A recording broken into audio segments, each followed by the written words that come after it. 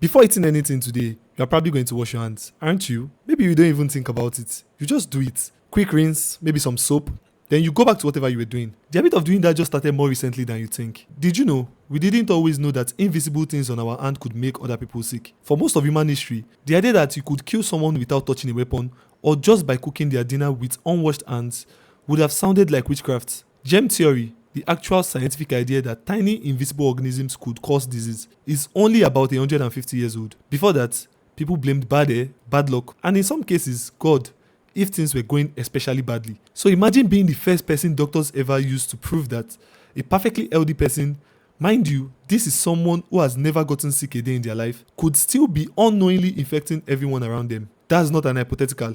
It happened to a woman named Mary Mallon, but history remembers her by a more nastier name, Typhoid Mary. Mary was a cook, a good one at that too. She worked for wealthy families in New York in the early 1900s, moving from household to household, and everywhere she went, people started getting sick with typhoid fever. And this was no walk in the park. Typhoid was brutal back then. High fever, intestinal bleeding, and for a good chunk of people who caught it, death. However, households after households had outbreaks after Mary cooked for them. And as for Mary herself, she was never sick. And that was what nobody could wrap their heads around. In 1906, a sanitary engineer named George got called in to figure out why one particular family in Oyster Bay had gotten sick. He started tracing Mary's employment history backwards, household by household, and everywhere he looked, the pattern repeated: typhoid outbreak, and Mary had been the cook. George eventually tracked Mary down and essentially told her to her face that suspected she was infecting people with a disease she didn't have symptoms of. You can guess how that landed. Mary didn't even believe him. Actually, she came at him with a carving fork, which in fairness is a pretty reasonable response to a stranger accusing you of poisoning your employers with your own body. But George was right. Mary Mallon was what you now call an asymptomatic carrier,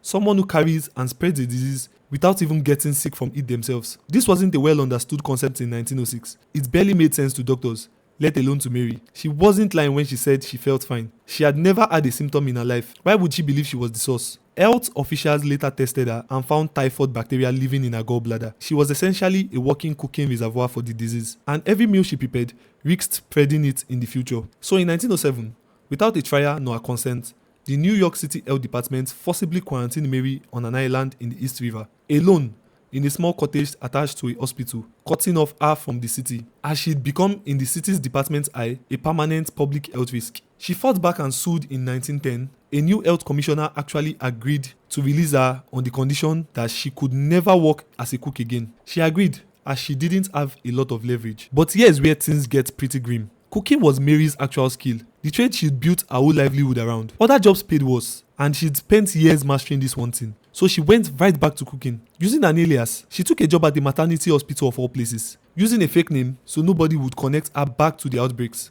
And predictably, people started getting sick again. 25 people got infected at minimum. 2 of whom died inside the hospital, meant to be delivering babies safely. When the health officials finally caught up with her the second time, there was no more leniency, no more negotiation. Mary was quarantined again, back on the same island. And this time, it was permanent. She stayed there for the rest of her life, 23 years, until she died in 1938. Some of those years she spent working in the island's own laboratory, helping test other patients' samples for diseases. Was Mary a villain, deliberately spreading death because she didn't like being told what to do? Or was she a woman with no formal understanding of germ theory, stripped of her only livelihood, and locked away for decades over an illness she genuinely didn't believe she had? Historians still argue about it. And honestly, both readings have a point. She did lie about her name and went right back to the one job she'd already been warned about. But she also never got a trial and never got the kind of scientific explanation that might have actually convinced her that she was dangerous. What's not up for debate is that other healthy carriers of typhoid were identified around the same time in New York City. Dozens of them,